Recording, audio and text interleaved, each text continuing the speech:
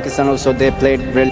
এই সিরিজ উইনটা সম্পূর্ণ তাদের জন্য। পাকিস্তানের বিপক্ষে ঐতিহাসিক সিরিজ জয়ের পর বাংলাদেশের অধিনায়ক লিটন দাস এই জয়কে উৎসর্গ করেছেন সম্প্রতি এক বিমান দুর্ঘটনায় নিহতদের উদ্দেশ্যে।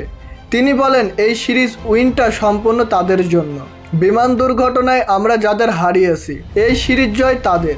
এমনই আবেগঘন বার্তা দিয়ে পাকিস্তানের বিপক্ষে ঐতিহাসিক সিরিজ জয়কে স্মরণীয় করে রাখল বাংলাদেশ ক্রিকেট দল।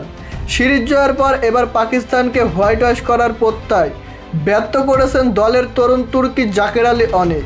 দ্বিতীয় টি-20 ম্যাচে জয়ের জন্য শেষ ওভারে পাকিস্তানের প্রয়োজন ছিল 13 রান, হাতে ছিল মাত্র একটি উইকেট।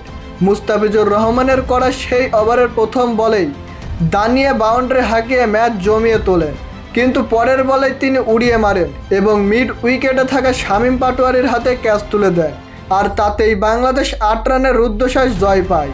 এই জয়ের মাধ্যমে বাংলাদেশ প্রথমবারের মতো পাকিস্তানের বিপক্ষে একাধিক ম্যাচের টি-20 সিরিজ নিজেদের করে নেয়।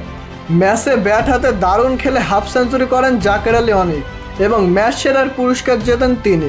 ম্যাচ শেষে পুরস্কার বিতরণী অনুষ্ঠানে উপস্থাপকের প্রশ্নের জবাবে বাংলাদেশ দলের অধিনায়ক লিটন কুমার দাস বলেন, মাইলস্টোনের বিমান দুর্ঘটনায় আমরা যাদের হারিয়েছি তাদের অভাব কোনো কিছু দিয়ে পূরণ করতে পারবো না, তবু আমাদের এই সিরিজ জয়টা আমরা তাদের জন্য উৎসর্গ করতে চাই। পরে সংবাদ সম্মেলনে এসে জাকের আলী অনেক বলেন, মর্মান্তিক ঘটনা নিয়ে কথা বলেন। তিনি বলেন, বুক ভারী হয়ে কাটাতে হয়েছে, সবার জন্য দোয়া করেছি, দলের সবার মন খারাপ ছিল। সিরিজের শেষ ম্যাচ নিয়ে তিনি আরও যোগ করেন, জয়ের ধারায় থেকে পাকিস্তানকে হোয়াইট ওয়াশ করতে চায় তারা।